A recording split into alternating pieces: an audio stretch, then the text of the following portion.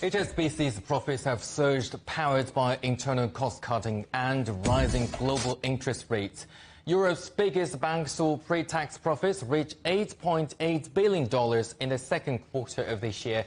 That's almost double the same period in 2022. Revenue soared to $16.7 billion, beating expectations. Looking at the first 6 months of the year, the figures are even more robust. The profits for that period more than double those seen in 2022, exceeding $21.7 billion. Revenue for January to June was close to $37 billion, nearly two-thirds of that coming from the bank's operations in Asia. The bank says the results are down to interest rate rises, plus its retail banking business. And bosses are bullish on near-term profitability, launching a $2 billion share buyback. But warnings remain over an uncertain economic outlook. Well, joining us here in the studio to talk about this is Justin Urquhart-Stewart, the investment manager and business commentator. Great to have you back in the studio with us, Justin. So these look like pretty good numbers for HSBC, don't they? What are they doing right? Well, these are cracking good figures. It's almost what they're not doing. They're not doing investment banking, which was the big fashion fad to have. Everyone wanted to be in investment banking, and guess who lost a lot of money? They lost some of it as well on that. But it's the retail side has done really so well. And in retail, the time you make money is when interest rates go up. When interest rates are at 0 or 1 or 2%, then your margin is nothing, because you've got to take money in and you're paying interest out, which is nothing. As soon as you get to 3, 4, 5%, your margin's there. And sometimes banks are not always that generous in giving money to depositors, so they're making extra amounts of this. So yes, now is the good time, but also I want to look very carefully at the amount they're making provisions, because now is the time, as interest rates go up, you'll start seeing some of the weaker businesses in the next year or so showing some pain. That's why they need to put some of this money aside for reserves, but these are cracking good figures. Well, Justin, they have also bought the UK business of collapsed SVB. So what do you think that has done for them? That's a very nice, almost say a freebie for them. They're in the right place at the right time to pick up a bank for, well, virtually nothing. It was virtually nothing. And it's going to have some problems in there, but nonetheless, what you had was a load of depositors, cash sitting in their investment cash, people who actually looking to try and get some reasonable returns. So, yes, they picked up a free bank with some risks. But actually, what you'll find is most of the American regulators have de-risked it. So, actually, they were in the right place at the right time. It's good to be lucky. So, though, Asia business has done really well, hasn't it? But coming back to those interest rates, here in the UK, customers have been facing some pretty challenging times down to those, haven't they? And the bank, nevertheless, making some good profits out of them. This is where banks have to be very careful, because they can sit there and saying, we're making money, and their poor customers are sitting there saying, hang on a second, my mortgage rate's going up. And when you've had a mortgage, and we've been used to in Britain, mortgage rates at 1%, 2%, which was actually very unfair, because those were emergency rates during the banking crisis in 2008.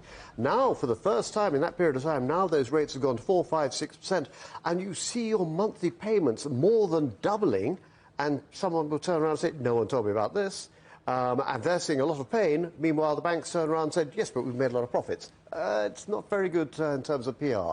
But you need to have strong banks. You need to have a good position. Now it's to the banks to make sure they give good messages out to those customers, saying, we will do what is necessary to see you through this. Because they can adjust in terms of capital repayments, interest only, all sorts of things they can try and do. If they don't do that, then they're going to find actually getting some very bad publicity coming their way. But HSBC aren't stupid.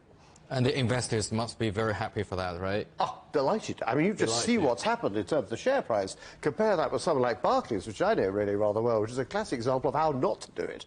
And so, no, for HSBC, overall, I've always liked as a share to have. It's been through good times, bad times. It's spread around the world. It's actually focused on retail, but it's got good corporate business as well.